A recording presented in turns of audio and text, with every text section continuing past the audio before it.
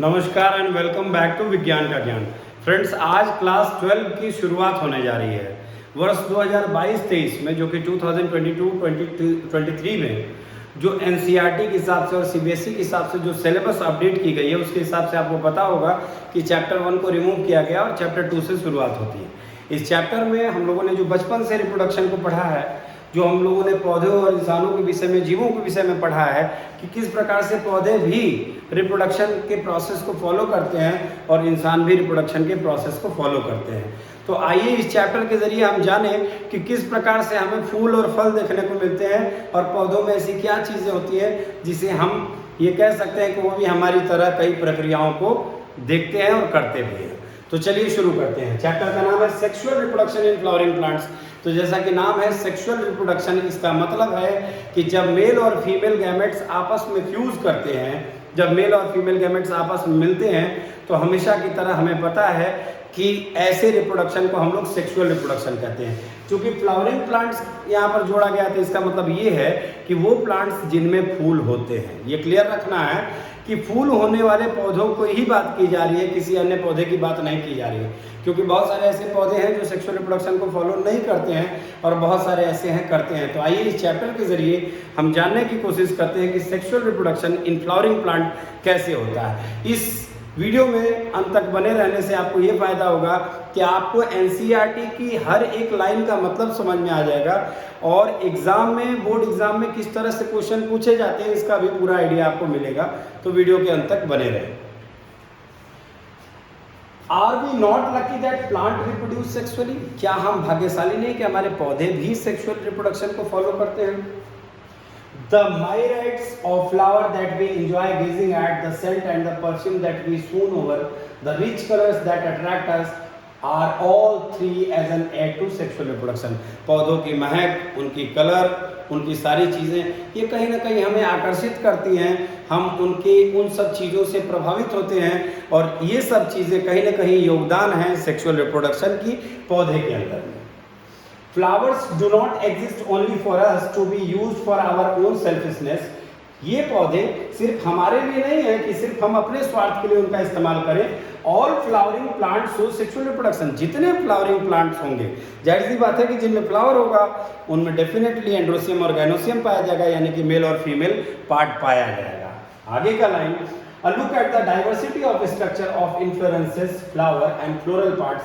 अब चलिए हम उन पौधों के अलग अलग जो शेप, कहीं गुलाब का फूल है, कहीं गुड़हल है, कहीं गेंदा है, कहीं चमेली है, कहीं इस तरह के अलग अलग फूलों के स्ट्रक्चर को हम समझने की कोशिश करते हैं। इस स्ट्रक्चर में कहाँ पर मेल पार्ट होता है, कहाँ फीमेल पार्ट होता है, इनमें फर्टिलाइजेशन कैसे होती है, ये इनमें फ्लावरिंग कैसे होती है, इन सब सारी चीज़ों का जिक्र हम इस एक चैप्टर के अंतर्गत करेंगे।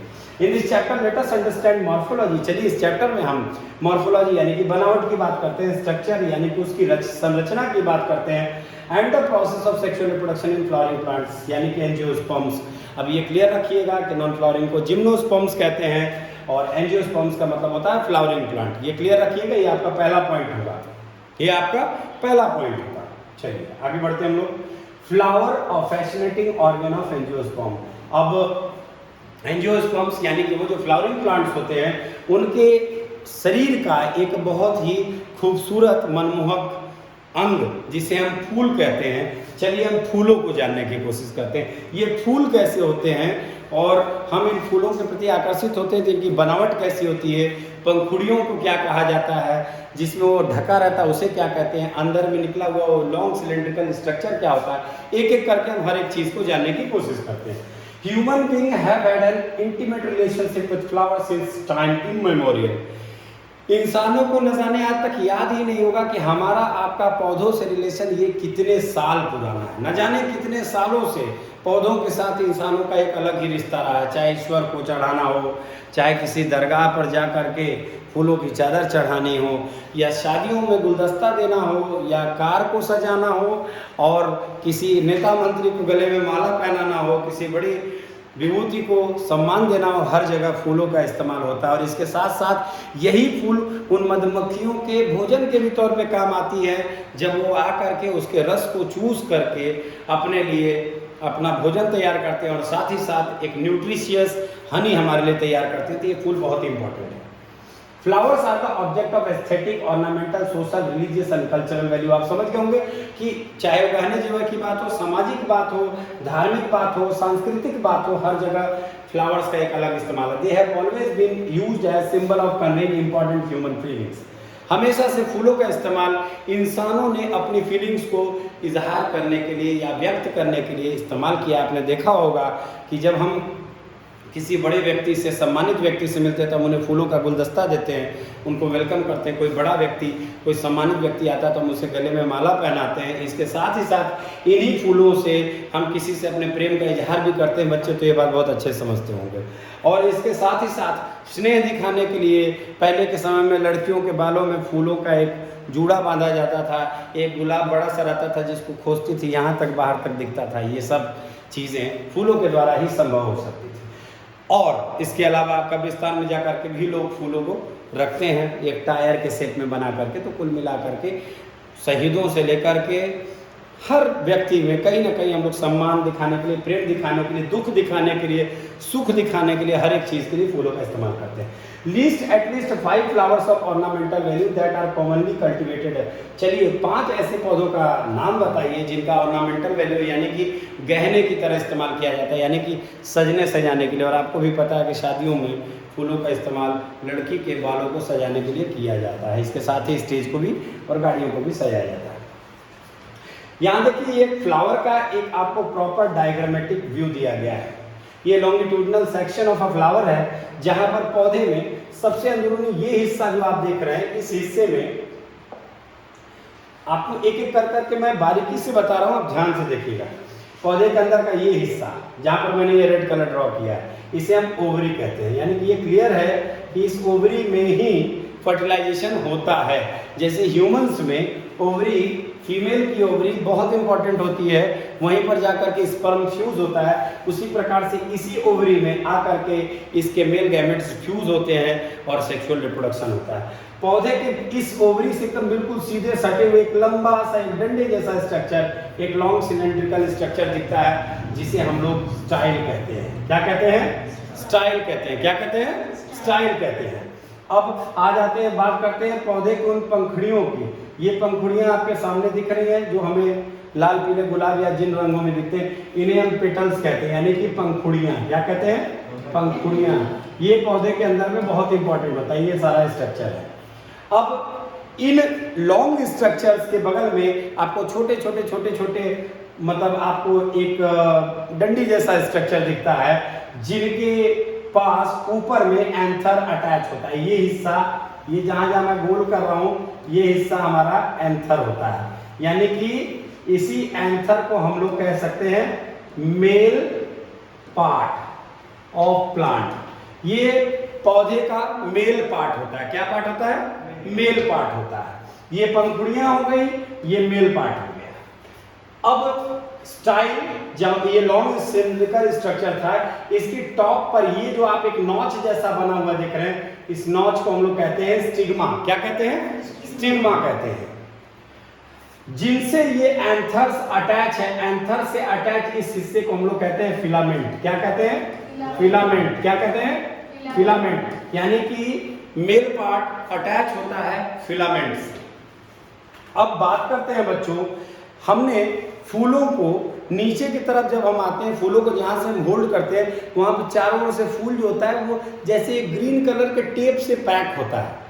हर फूल को हम जब देखते हैं तो जैसे लगता है कि नीचे से ग्रीन कलर का टेप मारा हुआ है जो सारी पंखुड़ियों को इकट्ठा रखता है। उसको अगर हम तोड़ देते हैं तो पंखुड़ियाँ टूट के गिरने लगती हैं। उस हिस्से को हम लोग कहते हैं सेपल्स। क्या कहते हैं? सेपल्स। क्या कहते हैं? सेपल्स। सब लोग बोलिएगा सेपल्स। एक बार फिर से हम लोग शुरू करते हैं। ये पूरा एक फ्लावर है। इस फ्लावर में ये हिस्सा जो हमें लाल, पीले, गुलाबी रंग के फूल दिखते हैं, इन हिस्सों को हम लोग पेटल्स कहते हैं। क्या कहते हैं? पेटल्स कहते हैं, यानी पंखुड़ियां कहते हैं। अब सबसे नीचे में जब हम आते हैं तो जहाँ पे कवरिंग होती है वहाँ पे थोड़ा सा स्वेलन यानी कि फूला हुआ, उभरा हुआ, नीचे से फूल में एक गोल जैसा स्ट्रक्चर छूने में महसूस होता है जो बेहद अंदर से चिपचिपा होता है। उस हिस्से को हम लोग कहते हैं ओवरी। क्या कहते हैं? इस ओवरी को बाहर से और फ्लावर को प्रोटेक्ट करने के लिए एक ग्रीन कलर के टेप जैसा एक स्ट्रक्चर होता है जिसे हम कहते हैं सेपल्स। क्या कहते हैं? सेपल्स कहते हैं। अब इसके अंदर में ये शुरू से अंत तक एक तरह से जैसे मान लीजिए कि फिलोपियन ट्यूब होता है, जिस फिलोपियन ट्यूब के प्रॉपर हिस्से पर आकर के जहां से मेल का स्पर्म वहां से ट्रेवल करके फीमेल की बॉडी में आकर के रीच करता है उस पर्टिकुलर हिस्से को हम लोग क्या कहते हैं? Fallopian tube. उसी तरह से इस हिस्से को ओवरी को अटैच करने वाला हिस्सा ये स्टाइल और स्टिग्मा अगर एक साथ कहें तो हम लोग इसको पॉलन ट्यूब कह सकते हैं। क्या कह सकते हैं? पॉलन ट्यूब कह सकते हैं। यानी इसी ट्यूब पर जब पॉलन ग्रेन्स गिरेंगे, इसी पॉलन ट्यूब पर जब मक्खी बैठ करके ये वाला पॉलन ग्रेन इसमें गिरा देगी, ये पॉलन ग्रेन धीरे धीरे आएगा और यहाँ पर आकर के इस हिस्से में ये मैं स्ट्रक्चर बना रहा हूँ अंदर का, internal structure of ovary of plant है, यहाँ पर आकर के वो फ्यूज करेगा और फिर वो जन्म देगा इन सारी चीजों को। क्लियर है? इस स्ट्रक्चर को आपने समझा? कहीं कोई दिक्कत है? कोई रिपीट करने की जरूरत नहीं? सब है ना? क्लियर? चलिए आगे बढ़ते हैं। आगे देखिए बच्चों, homes in garden, find out the name of 5 more flowers that are used in social and cultural celebrations in our family। 5 ऐसे पौधे का नाम याद कर लो या देख लो या खोज लो जिन पौधों का इस्तेमाल सजाने के लिए या घर में धार्मिक कार्यक्रमों को करने के लिए किया जाता है। सबसे पहले नाम आपके दिमाग में आएगा मैरीगोल्ड आएगा, रोज आएगा ही आएगा, हिबिस्कस आएगा ही यानी कि गुड़हल आएगा ही आएगा। इसके अलावा आपके सामने बहुत सारे फ्लावर्स हैं जैसे सनफ्लावर करें, जैसे चमेली है, लोटस है। इसके अलावा भी कई सारे फूल होते हैं, मतलब 5 फूल तो ऐसे भी कॉमनली हमारे दिमाग में रहता है। अब छोड़िए इन बात को, अब एक biologist, flowers are morphological and embryological marvels and the sites of sexual reproduction. यानी कि इस लाइन को आप अपने दिमाग में बिल्कुल सेट करके रख लीजिए बच्चों कि flowers are morphological and embryological marvels and the sites of sexual reproduction। आपसे कोई पूछेगा what are flowers, तो बोलेंगे flowers are morphological and embryological marvels and the sites of sexual reproduction. यानी कि पौधों के अंदर में सेक्सुअल रिप्रोडक्शन के कार्यक्रम को आगे बढ़ाने वाला, उस कार्यक्रम को जारी रखने वाला और उस पौधे को नवजीवन देने वाला। जिस प्रकार से हम अपने बच्चों को जन्म दे करके अपनी प्रजाति, अपनी स्पीसीज का नाम जनरेशन आफ्टर जनरेशन मेंटेन रखते हैं, इसी प्रकार से पौधे भी फूलों को अपने अंदर उगा करके यही फूल नए प्लांट्स को हमारी दुनिया में हमारे सामने ला करके रखते हैं, क्योंकि इन्हीं के अंदर में हमें सीड्स भी मिलेंगे। आपने पता ही होगा कि बाद में ये फ्लावर डेवलप हो जाते हैं फ्रूट में, और उन फ्रूट्स के अंदर में आपको सीड्स मिलते हैं, उन्हीं सीड्स से आप नए प्लांट लगाते हैं। तो पौधा अपने जीवन को बनाए रखने के लिए फ्लावर्स को देता है। यही फ्लावर्स उसके मॉर्फोलॉजिकल यानी कि उसकी बनावट और एम्ब्रियोलॉजिकल यानी कि जो बच्चे को संरचना करने वाला मार्वल यानी कि बहुत ही इम्पोर्टेंट, बहुत ही एक गहने की तरह, एक बहुत ही सुंदर एक जेम की तरह इस पौधे का होता है। हमने क्लास 11th में पढ़ा था various parts of flower, class 11th में भी था ही। Figure 2.1 will help you to recall the parts of typical flower. ये जो हम लोगों ने डायग्राम पढ़ा, ये हमें याद दिलाएगा कि क्लास 11th में हम लोगों ने फ्लावरिंग प्लांट्स में पढ़ा क्या क्या था, और अब आप पढ़ चुके हैं तो आपको 11th भी याद आ ही गया होगा। खैर, तो can you name 2 parts in a flower in which 2 most important units of sexual reproduction develop? Yes. दूसरा क्वेश्चन, 2 इंपॉर्टेंट पार्ट बताओ। तो पहला एंड्रोसियम, क्या बोलेंगे? ये एंड्रोसियम क्या हो गया? Male part. क्या हो गया? Male part. और दूसरा इंपॉर्टेंट हिस्सा पूछा है तो लिखिए गाइनोसियम। क्या लिखेंगे? गाइनोसियम। क्या लिखेंगे? ये गाइनोसियम क्या हो गया? Female part. क्या हो गया? हो गया 2 इंपॉर्टेंट पार्ट। एनसीईआरटी ने जो आपसे प्रश्न पूछा, क्या आप उसका जवाब दे पा रहे हैं? पूछा है लास्ट लाइन में कि क्या आप 2 पार्ट्स फ्लावर के बता सकते हैं जो बहुत इंपॉर्टेंट होते हैं सेक्सुअल रिप्रोडक्शन में, सेक्सुअल रिप्रोडक्शन के डेवलपमेंट में? तो एक मेल पार्ट होता है, एक फीमेल पार्ट होता है। अगर इन दोनों को अगर हम अलग कर दें तो फिर फ्लावर में कुछ बचेगा ही नहीं। कोई इशू है? कोई इशू है? कोई दिक्कत? चलिए आगे बढ़ते हैं। अब ये देखिए, यहां पर हम लोगों का pre fertilisation structure and event बता रहा है। जैसे बच्चों, जैसे मेरी बात को ध्यान से आप सुने, हम जब फर्टिलाइजेशन की प्रक्रिया से गुजरते हैं, हमारे अंदर इंसान जब गुजरते हैं, तो आपने देखा होगा कि ह्यूमन बींग्स में बताया जाता है कि सबसे पहले मेंस्ट्रुअल साइकिल डिस्टर्ब होता है एक फीमेल का। ये मेंस्ट्रुअल साइकिल डिस्टर्ब होता है और उनके पीरियड्स आने बंद हो जाते हैं, जिससे कि अंदर में ब्लड क्लॉट होने लगता है, जमा होने लगता है एक जगह पर। सही है, सुना है आपने? तो इसे हम लोग क्या कहते हैं, pre fertilisation event in human beings. उसी प्रकार से जैसे इंसानों में लक्षण दिखते हैं, उसी प्रकार से जो पौधे होते हैं, जो फूल होते हैं, उनके अंदर भी ऐसे लक्षण देखने को आपको मिलते हैं, जिन लक्षणों के जरिए आप पता कर सकते हैं कि अब लगता है कि हमारे पेड़ में फूल निकलने वाला है। फूलों को निकलने से पहले आप कलियां देखते होंगे।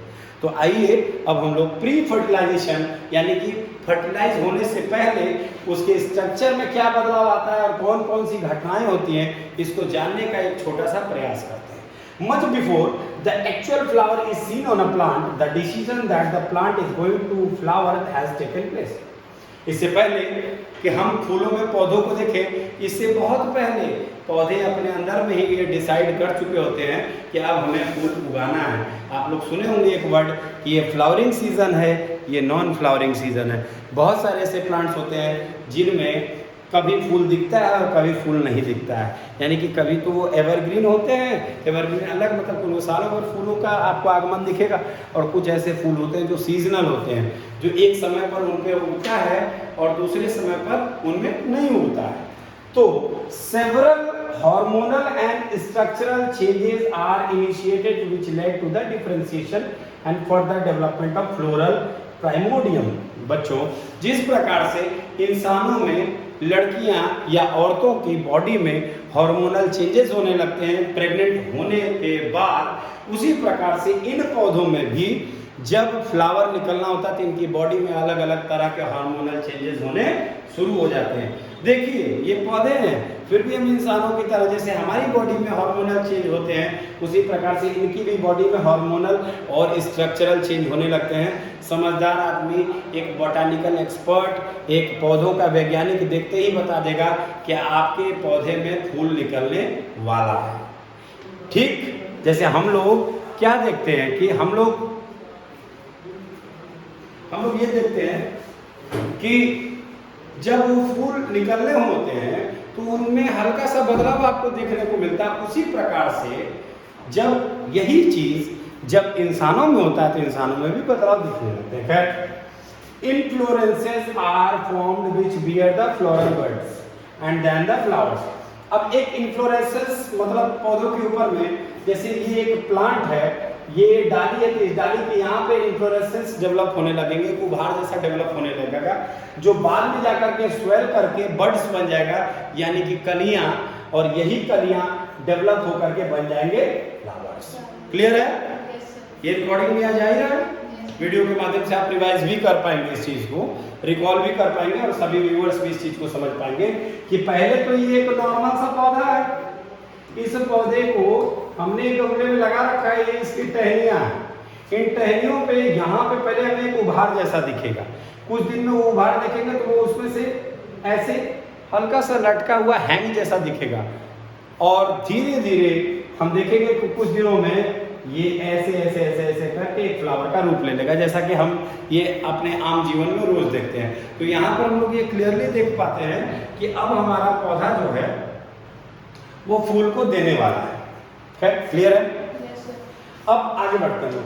In the flower the male and female reproductive structure androecium and gynoecium, यहाँ देखिए आपको लिख दिया मैंने, androecium and gynoecium differentiate and develop. Obviously जैसे हम इंसानों में, हम जब बच्चे को जन्म दे सकते हैं, जब ये क्षमताएं हम में होती हैं, तो उस समय में फीमेल्स का vaginal development, female sexual reproductive जो पार्ट है उसमें हमको डेवलपमेंट देखने को मिलता है। ऐसा तो है नहीं कि एक लड़की 7 साल की हम कहें कि ये प्रेग्नेंट हो सकती है, क्योंकि उसकी बॉडी उतनी डेवलप नहीं हुई है।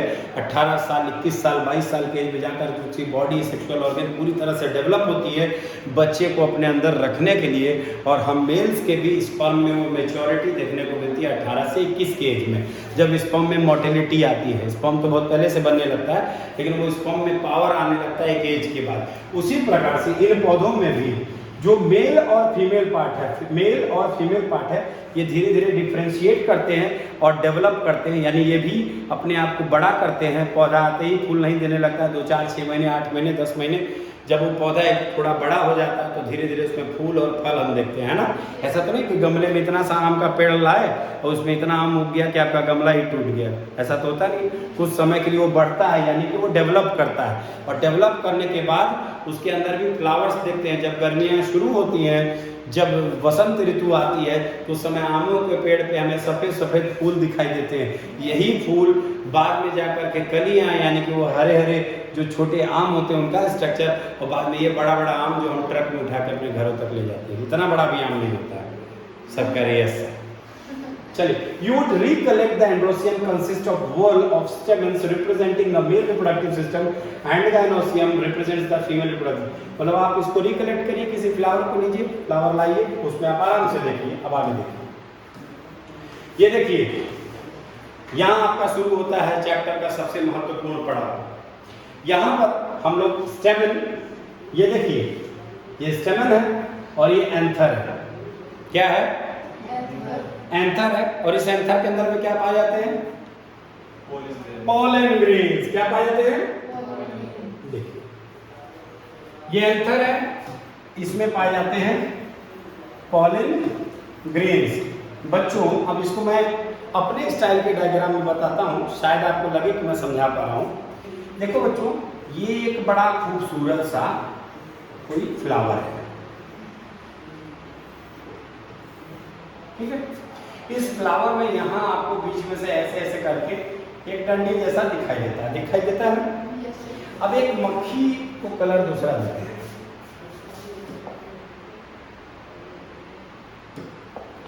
अब एक मक्खी उड़ती हुई आती है, यहाँ आती है और इस पे आकर के बैठ जाती है। और ये वाला हिस्सा आपको पता है कि चूंकि बीचों बीच है, ये हिस्सा यहाँ पर ओवरीज से कनेक्टेड है। किससे कनेक्टेड है? ओवरीज से कनेक्टेड। अब वो मक्खी उड़ करके आई और कहीं से उसने पोलन ग्रेन्स उठाया हुआ है अपने साथ। क्या उठाया है? Pollen grain. अब किसी पोलन ग्रेन को लेकर के आएगी और ये पोलन ग्रेन यहाँ आकर के गिरा देगी, तो एक डेफिनेशन तैयार होता है जो हम लोगों ने बचपन से पढ़ा है। Transfer of pollen grains from anther to stigma of the plant. अभी फिलहाल तुम लोग एंथर की बात कर रहे हैं, स्टिग्मा यानी कि फीमेल की बात हो रही है। स्टिग्मा यानी ये वाला स्ट्रक्चर ऐसे होता है।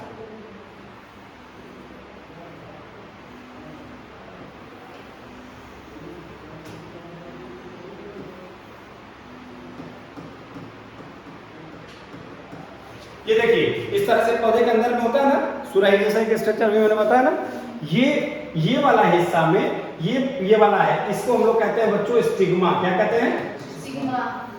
तो पौधा यहाँ से पोलन ग्रेन कोई मक्खी ने उठाया और उठा करके ला करके यहाँ पर रख दिया, और जैसे ही यहाँ पर ला करके उसने पोलन ग्रेन को रखा तो ये एक यहाँ पे ट्यूब होती है जो अंदर तक आती है। अभी हमने बताया इसका नाम है पोलन ट्यूब। क्या नाम है? पोलन ट्यूब होते हुए वो पोलन ग्रेन्स पहुंच जाते हैं ओवरी के पास और उस फ्लावर को फर्टिलाइज कर देते हैं। क्या कर देते हैं? ठीक उसी प्रकार से जैसे ये एक फीमेल स्ट्रक्चर हम लोगों ने देखा था, यहाँ पे हमें ओवरी दिखी थी, इस तरह से हम लोगों ने देखा था, और यहाँ से स्पर्म जाता था, यहाँ से स्पर्म जाता था, ट्रेवल करके फेलोपियन ट्यूब में पहुंचता था और वहां पर ओवरीज को फ्यूज करता था और फिर एक फीमेल प्रेग्नेंट होती थी। ये हम लोग इंसानों का स्ट्रक्चर हो गया। प्लांट के स्ट्रक्चर ऐसे होते हैं। यहाँ भी ये मेल पार्ट इस फीमेल पार्ट तक पहुंचा और इस ट्यूब के जरिए यहाँ ओवरी तक वो ट्रेवल करके गया और उसने उस फ्लावर को फर्टिलाइज कर दिया। कोई इश्यू, कोई दिक्कत? बहुत अच्छे समझ में आ रहा होगा आपको। अब देखो बच्चों, ये तो आपको अंदर में जो दिख रहा है ये है पोलन ग्रेन्स, और फूलों के अंदर में मतलब बहुत बारीकी से अगर देखेंगे तो बोरी जैसा छोटे छोटे स्ट्रक्चर्स होते हैं, पैक होती है। उस पैक को जब हम फोड़ देते हैं तो उसमें से पोलन ग्रेन्स देखो गिर रहे हैं, दिख रहा है आपको? तो जिसमें पोलन ग्रेन्स रहते हैं उसे हम पोलन सेक्स कहते हैं। पोलन सेक्स, सेक्स मतलब बोरी, SACS यानी कि बोरी मतलब छोटा छोटा थैला। छोटे छोटे थैलों में ढेर सारे पोलन ग्रेन्स होते हैं, और ये है लाइन ऑफ डेhiscence, यानी कि लाइन ऑफ डेhiscence का मतलब जहां से फिर अपना ये करेंगे, अपना आगे जाएंगे। अब देखिए यहाँ तक आपका क्लियर है? कहीं कोई दिक्कत नहीं है? ये आपको इस समय में हम लोग एक मेल पार्ट की हम लोग पढ़ाई कर रहे हैं, एंथर की बात कर रहे हैं। यहाँ पे ये हिस्सा डेडिकेटेड है मेल पार्ट को, याद रखिएगा। Stamen, microsporangium and pollen grain, all these are the part of male reproductive part of a flower. Flower के मेल रिप्रोडक्टिव पार्ट को ही हम लोग स्टेमन या उसके अंदर में रहने वाला पॉलन ग्रेन भी मेल पार्ट का ही हिस्सा होता है। अब देखो यहाँ पे लाइन तो हम लोगों ने डायग्राम समझ लिया। अब मैं जब लाइन पढ़ूंगा तो आपको अच्छे से समझ में आएगा, नोट्स भी एकदम क्लियर होंगे, क्वेश्चन भी धड़ाधड़ बनेगा। पहला क्वेश्चन आपके सामने ये रहा, व्हाट इज स्टेमन?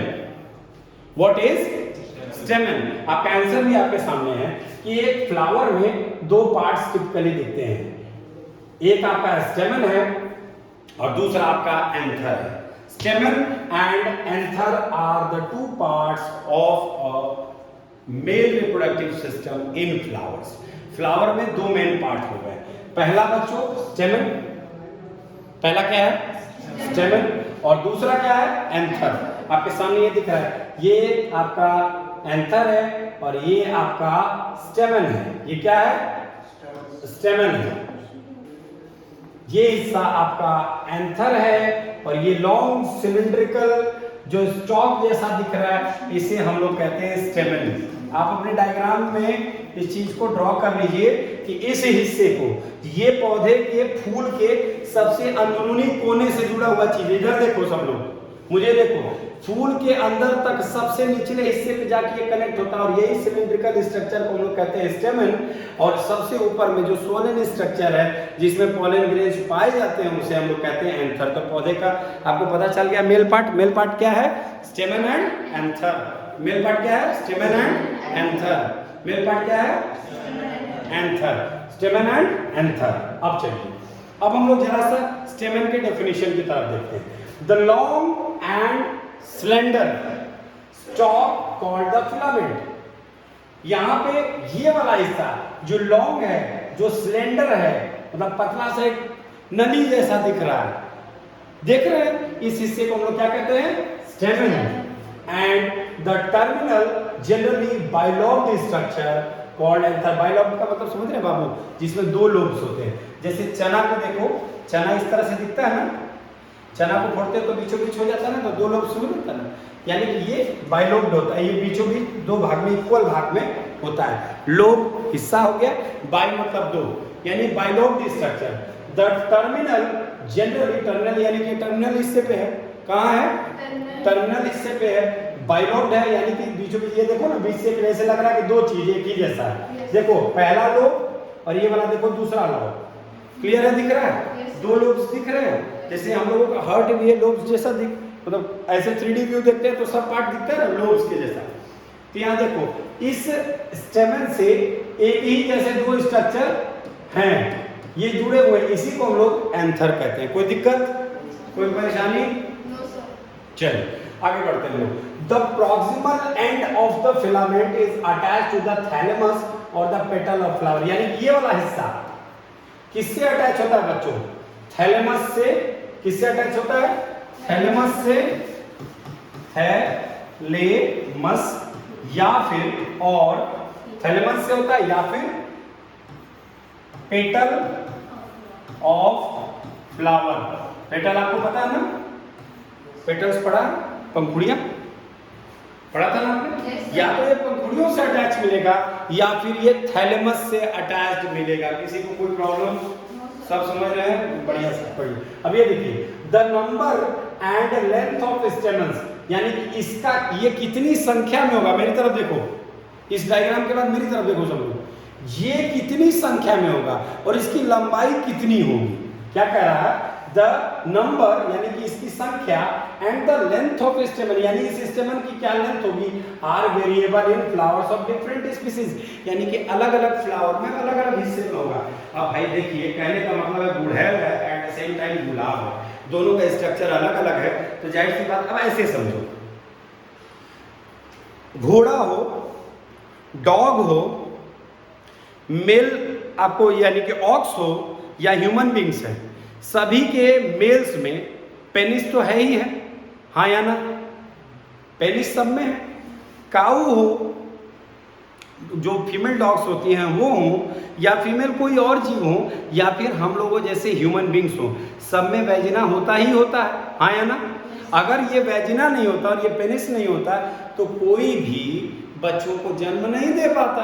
यानी कि ये तो तय है कि फूल चाहे कोई भी हो उसमें स्टेमन 100% है और एंथर 100% है। बिना फूल के, बिना स्टेमन के, बिना एंथर के कोई फ्लावरिंग प्लांट है ही नहीं। लेकिन ये कितना होगा? अब जैसे बच्चों देखो, क्रोमोसोम्स की बात करें, हम लोग में 23 है, किसी में 46 है, किसी में 13 है, किसी में 12 है। जैसा जीव वैसे क्रोमोसोम्स, उसी तरह से जैसा फूल उतने ही नंबर के उसके फिलामेंट्स और उतना ही उसमें स्टेमन्स यानी कि एंथर की संख्या। अब ये बड़ा होगा तो बड़े फूल में होगा, छोटा होगा तो छोटे फूल में होगा। अब बेली चमेली जैसे फूल है इतने इतने बड़े बड़े चमकीले साइज के, तो उनमें कितना बड़ा होगा? उड़ेल इतना बड़ा तो होगा नहीं। तो जैसा फूल वैसे इसकी संरचना। ये देखिए, इसको इसीलिए हम चाह रहे हैं इस वीडियोस को हम पार्ट में बनाएंगे, मेल पार्ट पे कवर करेंगे, फिर फीमेल पार्ट करेंगे, एक प्लेलिस्ट तैयार करेंगे जिसमें सारी चीज़ों को कंबाइन कर देंगे और at the same time part 1 part 2 करके तो रिलीज होगा ही होगा, है ना? तो ये अब आप लोगों के ऊपर डिपेंड करता है कि जैसे मैं 1 बाय 1 लाइन पे टिक किया हूँ, अगली बार अगर मैं आप में से किसी को भी बुलाऊं या मैं अपने किसी व्यूअर से भी रिक्वेस्ट करूंगा कि फ्रेंड्स आप इस स्क्रीनशॉट लेकर के एनसीईआरटी की उन लाइंस को जहां पर आपको लगता है कि दिक्कतें आ सकती हैं, आप मुझसे जरूर बात करें। क्लास 12 की एनसीईआरटी का हर लाइन बाय लाइन एक एक क्वेश्चन का सॉल्यूशन देना विज्ञान के ज्ञान की जिम्मेदारी है, सुमित सिंह की जिम्मेदारी है, ये आप तक पहुंचेगा। खैर, अब देखिए, if you were to collect a stamen, हमें कहीं से अगर कलेक्ट करने के लिए कह दिया जाए स्टेमन ईच फ्रॉम 10 फ्लावर्स, मतलब अलग अलग तरह के 10 फूलों से, यानी कि एक ही फूल से 10 फूलों से, and arrange them on a slide, slide जो आपके लैब में होता है, शीशे जैसा स्लाइड होता है इतना बड़ा बड़ा, अब उस पर अलग अलग फूलों का, गुलाब का, चमेली का, बेली का, इनका उनका इनका, ऐसे करके 10 फूलों को खोल दो। फूलों को खोलने का मतलब उनकी पंखुड़ियों को अलग कर दो, अंदर में से स्टेमन निकालो। स्टेमन यानी कि long cylindrical bilobed structure of a flowering plant is known as stamen through which the anther is attached, जिससे एंथर अटैच होता है बच्चों। वो हिस्सा अलग अलग 10 फूलों से कलेक्ट कर लो। You would be able to appreciate the large variation in size seen in nature, और आप बड़े आश्चर्य में होंगे कि प्रकृति ने सबको अपनी अपनी अलग अलग साइज दी है, हाँ या ना? अब हम कहा जाए, एक बड़ा सिंपल में कहा जाए कि एक ह्यूमन का मेल यानी कि पुरुष अपनी पेनिस को घोड़े के पेनिस के साइज से अगर मैच करे तो खुद सदमे में आ जाएगा, मर जाएगा, क्योंकि वो जानता है कि उसकी बॉडी बड़ी है तो एट द सेम टाइम उसका सेक्सुअल पार्ट भी हमसे बड़ा होगा। उसी प्रकार से अगर कोई फूल बड़ा है तो उसका मेल और फीमेल पार्ट भी बड़ा ही होगा, और छोटा है तो छोटा ही होगा। अब कोई कह देगा कि आप स्वीटी को अंडरगारमेंट पहनाइए, तो इसके लिए आपको बहुत सोचना पड़ेगा, ठीक है, और बनाने के लिए कंपनी खुद ही मर जाएगी। केयरफुल ऑब्जर्वेशन ऑफ ईच स्टेमन, हर स्टेमन को केयरफुली देखो, ध्यान से देखो। Under a dissecting microscope, microscope के अंदर उसको ध्यान से देखो। एंड मेकिंग नीट डायग्राम, खूब सुंदर सुंदर अपनी कॉपी में डायग्राम बना, बायो पढ़ रहे हो, हिस्ट्री नहीं कि बिना डायग्राम के काम चल जाएगा। अपनी स्लाइड्स को माइक्रोस्कोप के नीचे में ध्यान से देखो, और जैसा ऑब्जर्व कर रहे हो डायग्राम लिए, कॉपी लिए, लिखना शुरू, बनाना शुरू। अच्छा ये ऐसा दिख रहा है, अच्छा गुलाब का स्टेमन ऐसा, अच्छा ये गुड़ैल ऐसा, इस तरह से करके हर फूल को अंडर माइक्रोस्कोप उसके स्टेमन्स को देखो, और इसी तरह से आप सबके स्ट्रक्चर्स को ड्रॉ करो। तो आप देखोगे कि 10 में एक जबरदस्त बदलाव दिखेगा। जाहिर सी बात है, अलग फूल है तो अलग अलग डिजाइन भी होगा। अभी तो मैंने बताया कि घोड़ा घोड़े की तरह दिखता है, इंसान इंसान की तरह दिखता है, तो फूल भले ही फूल की तरह दिखता है लेकिन हर फूल अलग दिखता है। ऐसा नहीं कि कोई फूल सब एक ही जैसा लगता है, तो फिर आप गुलाब, चंपा, चमेली नाम में भुला जाते हैं। ठीक, अब आ जाइए, आगे बढ़ते हैं। A typical angiosperm anther is bilobed. सबसे पहला, टिपिकली किसी भी एंजियोस्पर्म का, टिपिकली किसी भी एंजियोस्पर्म का जो एंथर होता है वो बाइलॉब्ड होता है, और हर लोब में 2 थिका पाए जाते हैं। क्या पाए जाते हैं? यहाँ देखो ना बच्चों, एक लोब 2 लोब, दिखा पा रहा हूं मैं आपको क्लियरली।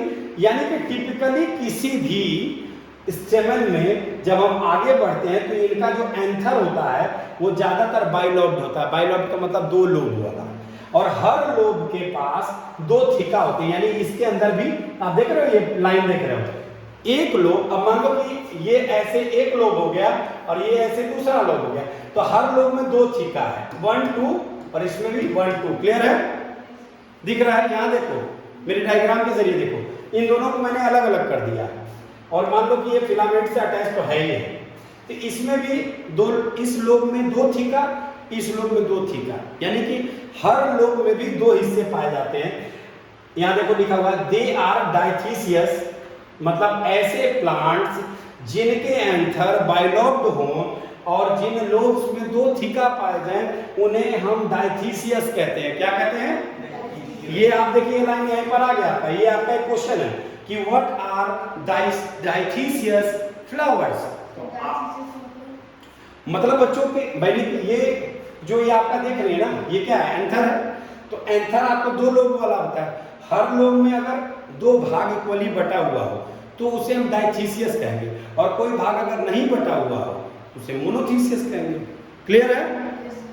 जैसे हमारे हार्ट को हम लोग 4 चेम्बर्ड क्यों कहते हैं? क्योंकि हमारा हार्ट 4 चेम्बर में है। उसी प्रकार से किसी एंथर में अगर आपको दो भाग इक्वली बटा हुआ और उसके अंदर में दो थिका देखने को मिले तो उस दो थिके वाले उस पर्टिकुलर एंथर को हम डाइथीसियस कहते हैं। क्या कहेंगे? चलिए आगे बढ़ते हैं हम लोग।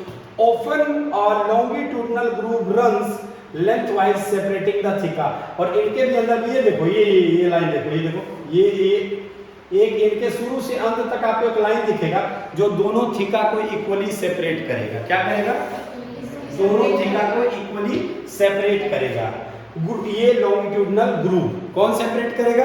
Longitudinal groove. आपसे पूछा जाएगा कि थिका को सेपरेट कौन करता है, तो आप बोलेंगे लॉन्गिट्यूडनल ग्रूव। कौन करता है? Longitudinal groove. चलिए, let us understand the various types of tissues and their organization in the transverse section of an anther। चलिए अब हम पढ़ने की कोशिश करते हैं, जानने की कोशिश करते हैं डिफरेंट तरह के टिश्यूज जो उस फ्लावर प्लांट्स में पाया जाता है और किस प्रकार से उनकी अरेंजमेंट होती है एंथर के अंदर में। सबसे पहले the bilobed nature of anther is very distinct in the transverse section of the anther, मतलब बहुत डिस्टिंक्टली पाया जाता है बाइलोब्ड नेचर ऑफ एंथर। अब ये देखो, ये एंथर के देखिए, anther is a four sided यानी कि tetragonal structure consisting of 4 microsporangia located at the corner 2 in each lobe. इस लाइन को फिर से देखिए, कलर मैं चेंज कर रहा हूं यहां पर, जहां पर मैं ये लाइन को पढ़ रहा हूं, ये देखिए, ये वाला ब्लू कलर से जो हमने ड्रॉ किया, इस लाइन को आप ध्यान से देखिए। सारे लाइंस को मैं फिर से ओमिट कर रहा हूं और इस लाइन को मैं फिर आपको ला रहा हूं। यहां ये वाला हिस्सा जहां पे ये माइक्रोस्पोरेंजिया की बात की गई है बच्चों, यहां पे देखिए लिखा हुआ है कि the anther is a four sided, anther is a four sided, 2 in each side.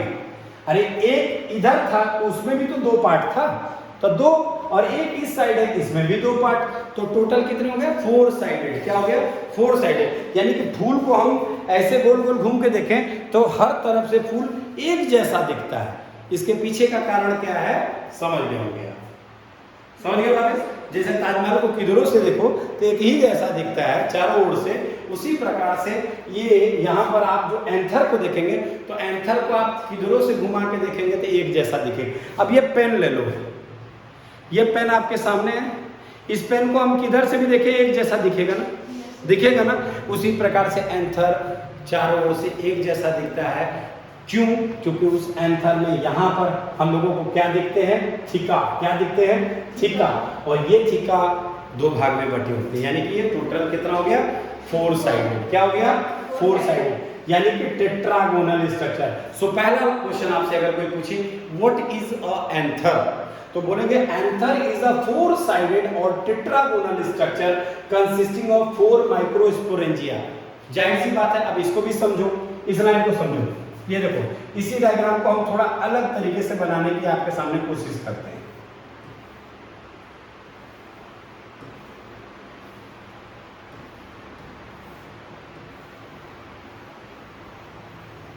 वही सेम चीज है, अब अंतर क्या है कि इसमें सामने से आपको दिखाया गया तो सटे हुए दिख रहे हैं, अब दोनों को अलग अलग करके देखो तो ये क्या हो गया, बाइलॉब्ड हो गया। इसको भी हम लोग लोब कहेंगे, लोब कहेंगे, और इसको भी हम लोग लोब कहेंगे। तो जब कहीं दो लोब होगा तो उसको क्या कहेंगे, बाइलॉब्ड। क्या कहेंगे, बाइलॉब्ड। क्या कहेंगे, क्लियर है, बाइलॉब्ड कहेंगे। अब तो इसको हम लोग बाइलॉब्ड है, तो इसमें हर एक में दो थीका है, ये भी हिस्सा थीका, ये भी हिस्सा थीका, ये भी थीका, ये भी थीका, यानी एक लोब में दो थीका।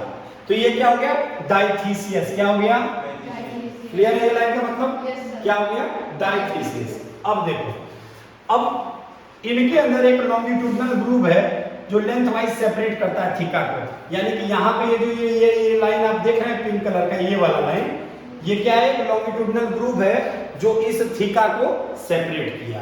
अब आ जाइए एंथर के ऊपर। एंथर चार साइडेड कैसे हुआ, तो देखो दो ये है, तो हर मतलब इसमें दो है, एक थीका में दो हुए तो दो थीका में चार हुए, तो टोटल आपका फोर साइडेड हो गया। कितना हो गया, फोर साइडेड हुआ, गोल घूम के बताया, ये हो गया फोर साइडेड। यानी कहीं से भी एंथर को देखो, ऐसे देखो, ऐसे देखो, पूरा मूड़ी घुमा दो, नचा दो, खुद नाच लो, तो भी वो एक जैसा दिखेगा, क्योंकि वो क्या है, फोर साइडेड। और हर साइड में, यानी इस साइड में, इस साइड में, इस साइड में, इस साइड में, चारों साइड में आपको बच्चों देखने को क्या मिलेगा, क्या देखने को मिलेगा, माइक्रोस्पोरेंजिया। क्या देखने को मिलेगा, माइक्रोस्पोरेंजिया। क्या देखने को मिलेगा, माइक्रोस्पोरेंजिया। हर लोब में, प्रत्येक थीका में एक माइक्रोस्पोरेंजिया होगा। तो एंथर में कितने माइक्रोस्पोरेंजिया होंगे, फोर। कितने होंगे, कितने होंगे, कितने होंगे, कितने होंगे, फोर। कितने लोब होंगे, लोब कितने होंगे, कितने होंगे, कितने होंगे, लोब दो होंगे। कितने लोब होंगे, दो होंगे, टू लोब्स होंगे। हर लोब में कितना थीका होगा, दो। एक लोब में दो थीका, एक लोब में कितने थीका होंगे, दो थीका। एक लोब में कितना थीका होगा, दो थीका होगा। इस थीका को सेपरेट कौन करेगा, कौन सेपरेट करेगा, लॉन्गिट्यूडनल ग्रूव लेंथ वाइज। चारों ओर से ये कैसे दिखेंगे, एक जैसे दिखेंगे। इसको हम लोग क्या कहेंगे, टेट्रागोनल स्ट्रक्चर। मैथ्स में आपने पढ़ा टेट्रागोनल, जो चारों ओर से एक जैसा दिखे उसे हम टेट्रागोनल स्ट्रक्चर कहते हैं। तो इसमें फोर माइक्रोस्पोरेंजिया है, सभी कॉर्नर में होंगे, टू इन ईच लोब, यानी कि हर लोब में दो रहेंगे। तो जाहिर सी बात है, दो लोब है तो टू टू फोर, यानी कि टोटल चार माइक्रोस्पोरेंजिया हो गए। एक लोब में दो तो दो लोब में चार, और हर एंथर में दो लोब थे ही थे, डाइथीसियस था ही था, तो जाहिर सी बात है डाइथीसियस होने की वजह से उसके अंदर में हमको चार देखने को मिले। क्लास 12 की एक्सप्लानेटरी में ये जिद के साथ मैं बैठा हूं कि अन्य किसी भी चैनल्स पे बहुत सारे विद्वान टीचर हैं, किसी का कोई अपमान सम्मान वाली बात नहीं, सब अच्छे हैं।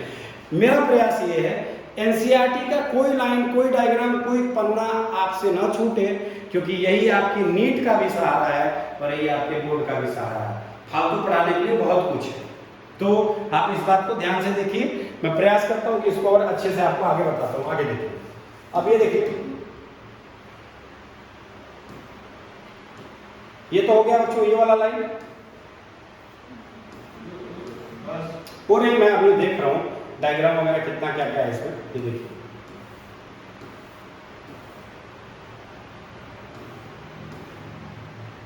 देखिए हम लोग इस समय यहां थे, टू इन ईच लोब वाले लाइन, ठीक है।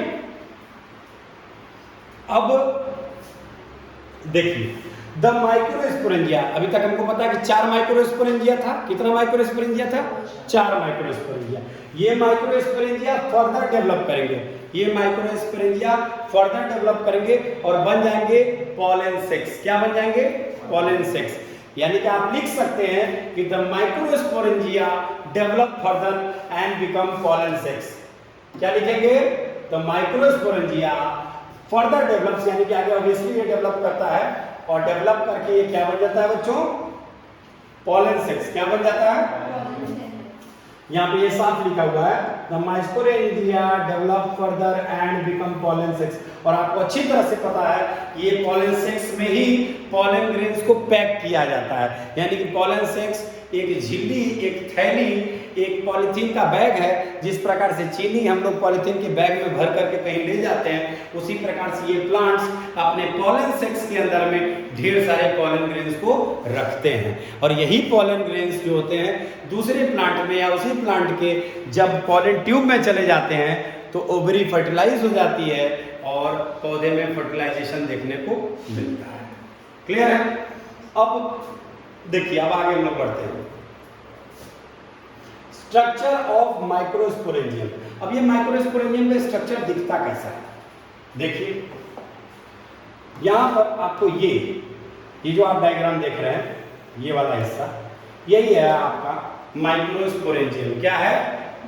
माइक्रोस्पोरेंजियम, यानी कि एंथर का ट्रांसवर्स सेक्शन हिस्सा है। क्या लिखा हुआ है? Transverse section of young anther in large view of one microsporangium. एक माइक्रोस्पोरेंजियम का एग्जैक्ट कैसा व्यू होता है वो ये बी डायग्राम बताता है। ठीक है? डायग्राम पूछ सकता है आपसे एग्जाम में, इतना आसान मत समझो। 12 की बोर्ड में पूछ सकता है, और नीट में तो खैर आपको पता ही है मल्टीपल चॉइस क्वेश्चंस होते हैं, तो वहां पर आपको इस तरह के हिस्से दे दिए जाएंगे। लिख देगा कि ये टेपेटम के लिए पूछ देगा कि इतना ऑप्शन देगा, कहेगा कि one more thing is missing, ABCD में टेपेटम कहीं लिखा हुआ। आपने अगर ध्यान से डायग्राम पढ़ा होगा, लेवलिंग जानते होंगे, तो आप आसानी से टेपेटम पे क्लिक करेंगे, चेक करेंगे, ड्रॉ करेंगे, और फाइनली आपको नंबर रिवॉर्ड होगा और आप अपनी नीट की सफ़र को आसान बनाएंगे, और साथ ही साथ आप बोर्ड में एक बेहतरीन मार्क्स से पास भी होंगे। इसलिए बोर्ड्स में अच्छे नंबर पाने के लिए आप लगातार NCERT के हर लाइन्स पे ध्यान दीजिए, क्योंकि NCERT बेस बुक है, इसी को पढ़ के ही बोर्ड में एग्जाम में क्वेश्चन दिए जाते हैं, न कि बच्चों के मन में ये भ्रम बैठा हुआ है कि सर बहुत सारे सैम्पल पेपर्स बाजार में ऐसे आते हैं जिनमें हूबहू क्वेश्चंस बोर्ड में पूछे जाते हैं। तो मैं उनको बता देना चाहता हूँ सभी व्यूअर्स को, सभी बच्चों को, कि बच्चों सैम्पल पेपर भी या कोई साइड बुक या हेल्पिंग बुक भी NCERT पढ़ के ही दूसरे लोग बनाते हैं। बिना NCERT पढ़े कोई गुजारा नहीं है। जिसने इसको छोड़ करके किसी अन्य चीज़ों को पढ़ा वो कहीं ना कहीं अपना नुकसान करेगा। इसकी हर लाइन में अपने आप में बहुत सारा रहस्य छिपा हुआ है। इसी कारण से बहुत सारे लोग NCERT की लाइन बाय लाइन पढ़ाने से बचते हैं, क्योंकि इसके टर्मिनोलॉजी थोड़ी टफ होती है, लाइन कम में बहुत सारी बातें छिपी होती हैं, हर लाइन में क्वेश्चन होता है। इस वजह से टीचर्स अक्सर हाँ बचने की कोशिश करते हैं, और बच्चे भी। तो आप अच्छे से पढ़ें इस लाइन को। देखिए अब क्या है, in a transverse section a typical microsporangium appears near circular in outline। मतलब आउटलाइन में देखें तो वो सर्कुलर, अब वो डायग्राम में यहाँ पर आपको दिखेगा। इसको अगर हम थोड़ा सा छोटा करें, अगर थोड़ा सा या, तो शायद ये लाइन आपको ज्यादा अच्छे से समझ में आएगी। देखिए क्या देखिए, in a transverse section a typical microsporangium appear near circular in outline। ये कैसा लोग दिख रहा है? सर्कुलर। कैसा दिख रहा है? कैसा दिख रहा है? सर्कुलर। पहला लाइन क्लियर है? कोई दिक्कत? चलिए हम हर लाइन को लेवल करके आपको दिखाते हैं। जो जो वो बातें कह रहा है उस लाइन को आप ध्यान से बस खाली सुनिए, देखिए, समझने की कोशिश करिए।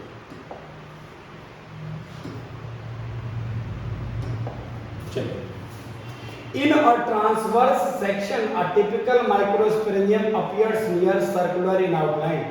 आउटलाइन से वो सर्कुलर दिख रहा है, यहाँ आप देख ही रहे हैं सब सर्कुलर ही दिख रहे हैं। It is generally surrounded by 4 wall layers, the epidermis, endothecium, middle layer and tapetum. यहाँ पे आप ये वाला हिस्सा देखिए बच्चों, tapetum, middle layer, endothecium, epidermis. Clear है? कोई दिक्कत?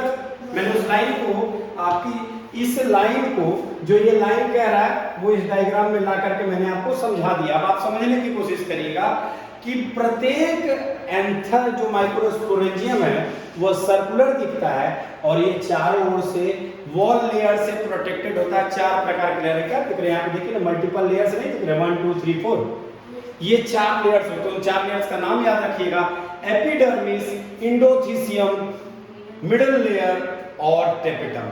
याद रहेगा आपको? ठीक है। The outer 3 wall layers perform the function of protection. बाहर के बच्चों जो 3 लेयर है, 4 में से 3 लेयर वो करते हैं प्रोटेक्शन का काम। क्या करते हैं? प्रोटेक्शन का काम। आपसे कोई पूछेगा कि बेटा ये 4 लेयर्ड है, तो बोलोगे हाँ सर, तो ऐसा क्यों है? तो कहेगा कि सर इनमें से 3 लेयर उसको प्रोटेक्शन देता है, क्योंकि बड़ा नाजुक सा फूल होता है। अब फूल को कस के पकड़ते हैं तो पूरा फूल टूट जाता है। ये तो फूल के अंदर पाए जाने वाला एक बहुत पतला सा, छोटा सा, कमजोर सा हिस्सा है। तो इसके प्रोटेक्शन के लिए, जैसे हमारी टेस्टिस की प्रोटेक्शन के लिए ऊपर वाले ने हमें स्क्रोटम दिया, उसी स्क्रोटम में हमारा टेस्टिस पैक होता है कि ताकि उसको डैमेज ना हो। उसी प्रकार से जैसे लड़कियों में ओव्यूल्स आपको देखने को मिलते हैं, जहाँ पे ओवरीज रहती हैं, प्रोटेक्टेड रहती हैं, उसी प्रकार से प्रभु ने, ईश्वर ने, अल्लाह ने, खुदा ने, भगवान ने इस फूल को भी प्रोटेक्शन देने के लिए 3 लेयर दिए। पहले 3 लेयर प्रोटेक्शन करते हैं and helping dehiscence of anther to release the pollen. यानी कि ये पहले 3 लेयर जो होते हैं वो प्रोटेक्शन भी करते हैं और साथ ही साथ पॉलन ग्रेन्स को बाहर निकलने में मदद भी करते हैं। आगे, the inner most wall layer is tapetum. यानी कि ये टेपेटम बच्चों, यहाँ जो टेपेटम दिख रहा है ये सबसे अंदरूनी हिस्सा है टेपेटम। अब आपसे पूछ दिया कि what is the function of tapetum, तो आप देखो क्या बोलोगे? The tapetum nourishes the developing pollen grain. क्या करता है? टेपेटम क्या करता है? ये इनर मोस्ट लेयर होता है और ये पॉलन ग्रेन को नरिश करता है। किसको नरिश करता है? Pollen grain. नरिश करने का मतलब पोषण देता है, ताकि वो उसको पोषण मिले और वो फंक्शनल रहे। कहीं ऐसा ना हो कि बर्बाद हो जाए, बेकार हो जाए, किसी काम लायक ना रहे, दुनिया को मुंह दिखाने लायक ना रहे। ऐसा क्यों होता है? उसका मुंह है कहाँ? खैर, तो फिल्मी हो गया थोड़ा सा। तो यहाँ ये टेपेटम वाला लाइन देखिएगा, tapetum nourishes the developing pollen grains. ठीक है। अब जो टेपेटम के सेल्स होते हैं, आपसे कोई पूछ सकता है कि टेपेटम का तो आप बता दिए कि ये नरिश करता है। टेपेटम क्या करता है? नरिश करता है। तो इसके सेल्स कैसे होते हैं? इसके पास एक डेंस साइटोप्लाज्म होता है बच्चों। क्या होता है? Dense cytoplasm. Tapetum possesses dense cytoplasm and generally have more than 1 nucleus. याद रखिएगा इस लाइन को कि टेपेटम जो होता है उसका काम है नरिश द पॉलन ग्रेन। पहला काम nourish the pollen grain and जो इसके सेल्स होते हैं, टेपेटम के जो सेल्स होते हैं, इसमें more than 1 nucleus, more than 1 nucleus पाया जाता है बच्चों। ये याद रखिएगा, टेपेटम के सेल्स में मोर देन 1 न्यूक्लियस पाया जाता है और इसके पास जो साइटोप्लाज्म होती है वो डेंस होती है। डेंस साइटोप्लाज्म क्या होती है? Dense cytoplasm. देखो मैंने लिख दिया है बुक के ऊपर में 2 चीजें। टेपेटम क्या करता है? What is the function of tapetum? It nourishes the pollen grains. The cells of tapetum having dense cytoplasm and have more than 1 nucleus. कोई प्रॉब्लम? कोई दिक्कत? देखो बच्चों, तो ये हो गया इसका डेंस साइटोप्लाज्म। अब देखिए यहाँ पे ये लाइन कह रहा है कि when the anther is young, a group of compactly arranged homogeneous cells called the sporogenesis tissue occupies the center of each microsporangium. जब ये एंथर जवान होता है, नवयुवक होता है, उस समय में इसके पास ग्रुप ऑफ स्पोरोजेनियस टिश्यू होते हैं जो कि सेंटर ऑफ माइक्रोस्पोरेंजियम में पाए जाते हैं। माइक्रोस्पोरेंजियम अभी आपने पढ़ा ना, इस माइक्रोस्पोरेंजियम के सेंटर में एक खास तरह की टिश्यू पाई जाती है जिसपे हम कहते हैं sporogenous tissue. Sporogenous tissue, sporogenous tissue ये कहाँ पाया जाता है? सेंटर ऑफ माइक्रोस्पोरेंजियम में। कहाँ पाया जाता है? सेंटर ऑफ माइक्रोस्पोरेंजियम में। कौन सा टिश्यू? Sporogenous tissue. कौन सा टिश्यू? Sporogenous tissue. कहाँ पाया जाता है? माइक्रोस्पोरेंजियम में। कब पाया जाता है? जब एंथर यंग होता है। कब पाया जाता है? जब एंथर यंग होता है। 3 क्वेश्चन इसमें निकला, 3 क्वेश्चन आपका एट द सेम टाइम निकला। आपका स्पोरोजेनेसिस कहाँ होता है, कैसे होता है और किस समय होता है। ठीक है। अब एक बार फिर से सुनिए, जब ये एंथर यंग होता है तो इसमें कॉम्पैक्टली अरेंज होमोजेनस सेल, मतलब एक जैसे सेल होते हैं, उन सेल्स को हम लोग कहते हैं, जब एक जगह सेल्स इकट्ठे होते हैं तो क्या बनते हैं? टिश्यू। क्या बनता है? Tissue. Group of cells are called tissue. तो बहुत सारे एक जैसे दिखने वाले सेल्स एक साथ इकट्ठे हो जाते हैं जब एंथर यंग होता है, उससे जो टिश्यू बनती है उसका नाम है स्पोरोजेनिस टिश्यू। अपनी भाषा में आप कहेंगे at the younger ages the anther is having compactly arranged homogeneous or same kind of cell that forms sporogenous tissue which is found or occupying the center of each sporangium। आपको पता है sporangium 4 होते हैं, याद है ना? हर level में 2 theca और टोटल 4 माइक्रो, यानी कि प्रत्येक माइक्रो स्पोरेंजियम में स्पोरोजेनस टिश्यू पाई जाती है। मैं उम्मीद करता हूं कि ये सारी चीजें आपको समझ में आ रही होंगी। अब देखिए और आगे हम लोग बढ़ते हैं। अब हो गया माइक्रोस्पोरोजेनेसिस, यानी कि अब क्या होगा कि आपका ये एंथर जवान होगा, डेवलप होगा, इसके सेल्स जो होते हैं स्पोरोजेनस टिश्यू के, उनमें मियोटिक डिवीजन होगा। कैसा होगा डिवीजन? मियोटिक डिवीजन होगा। कैसा डिवीजन होगा? मियोटिक डिवीजन होगा। क्या बनाने के लिए? माइक्रोस्पोर टेट्राड्स। क्या बनाने के लिए? माइक्रोस्पोर टेट्राड्स। ड्रॉ करो, चार्ट जैसा बनाओ, ऐसे नोट्स बनाने का तरीका है, ऐसे लिखो, डेवलपिंग एंथर, फिर उसके बगल में एरो दो। ये डेवलपिंग एंथर क्या करेगा? स्पोरोजेनस टिश्यू जब ये डेवलप करेगा तो इसके अंदर का स्पोरोजेनस टिश्यू ये क्या होगा? ये चला जाएगा किस डिवीजन में? मियोटिक डिवीजन में। किस डिवीजन में? मियोटिक डिवीजन में। क्या बना देगा मियोटिक डिवीजन करके? Microspore tetrad. क्या बना देगा? Microspore tetrad. क्या बना देगा? Microspore tetrad.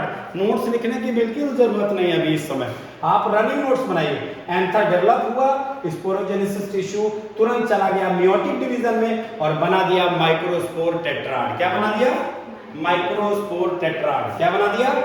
Microspore tetrad. अब देखो बच्चों, यहां तक पहुंचे हम लोग डायग्राम। अब देखिए, as each cell of sporogenous tissue is capable of giving rise to a microspore tetrad. जाहिर सी बात है, फिर तो प्रत्येक उसका जो सेल है स्पोरोजेनस टिश्यू का, वो अपने आप में इतना क्षमता रखता है कि वो भी एक टेट्राड बनाएगा। भाई 4 थे, चारों बनाएंगे। Each one is of potential pollen और माइक्रोस्पोर मदर सेल। उसमें से प्रत्येक माइक्रोस्पोर टेट्राड जो है वो क्या है? एमएमसी, यानी कि माइक्रोस्पोर मदर सेल। क्या बोलेंगे? Microspore mother cell. Mother cell कहने का मतलब आपको पता है, क्योंकि वो आगे जा करके रिप्रोडक्शन में अंडरगो करेगा तो मदर फादर वर्ड से यूज किया गया है, यानी कि हम लोग उसको एमएमसी से डिनोट करेंगे। अब बच्चों देखो, यहाँ पे इस लाइन में न जाने कितने क्वेश्चन छिपे हैं, मैं आपको बता नहीं सकता हूँ। ये अपने आप में ये पूरा पैराग्राफ क्वेश्चन से भरा हुआ है। कई क्वेश्चन आपसे घुमा फिरा के पूछे जा सकते हैं। जैसे पहला कि ये जो सेल्स थे स्पोरोजेनस टिश्यू के, स्पोरोजेनस एक तरह के टेल से सेल से बना था ना। अब ये सेल्स, इसके अंदर का ये जो स्पोरोजेनस टिश्यू है, ये इतना क्षमता इसमें हो जाएगी, ये जवान हो जाएगा, ताकतवर हो जाएगा कि ये अपने आप में माइक्रोस्पोर टेट्राड को जन्म दे देगा। किसको जन्म दे देगा? माइक्रोस्पोर टेट्राड को। और ये जो माइक्रोस्पोर टेट्राड होंगे, इनमें इतना पावर होगा कि ये सभी माइक्रोस्पोर मदर सेल अपने आप इनके पास हो जाएगा। ईच वन अपने आप में जितने माइक्रोस्पोर टेट्राड होंगे उन सब में माइक्रोस्पोर मदर सेल पाया जाएगा। क्या पाया जाएगा? अब ये देखो, यहाँ पे ये आपका हो गया स्पोरोजेनस टिश्यू। क्या हुआ? Sporogenous tissue. अब ये जवान हो गया, बड़ा हो गया। अब इसकी क्षमता है कि ये माइक्रोस्पोर टेट्राड बना देगा। माइक्रोस्पोर टेट्राड बना दिया बच्चों। अब इस माइक्रोस्पोर टेट्राड के पास इतनी क्षमता है कि ये बना देगा माइक्रोस्पोर मदर सेल। क्या बना देगा? देखो डायग्राम में बनाया मैंने एरो। पहला स्पोरोजेनस टिश्यू है, डेवलप हो गया। इसके सेल्स, माइक्रोस्पोरोजेनस टिश्यू की जो सेल्स हैं वो कैपेबल हो गए जन्म देने के लिए माइक्रोस्पोर टेट्राड को, और ये माइक्रोस्पोर टेट्राड अपने आप में माइक्रो मदर सेल पास में रखता है। तो एक टर्म आया आपका यहाँ पे माइक्रोस्पोरोजेनेसिस। ये क्वेश्चन है, what is microsporogenesis? The process of formation of microspores from pollen mother cell through meiosis.